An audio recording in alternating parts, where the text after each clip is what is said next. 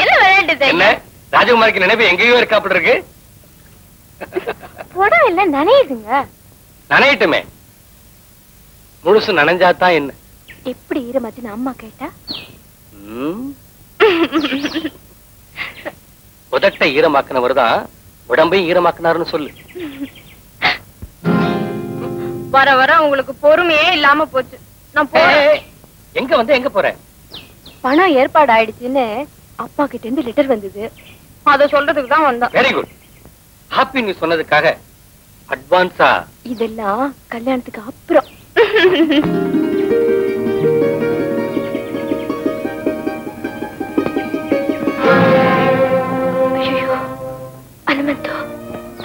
அனுமந்தோ வந்து வந்து எனக்கு எல்லாம் தெரியும்.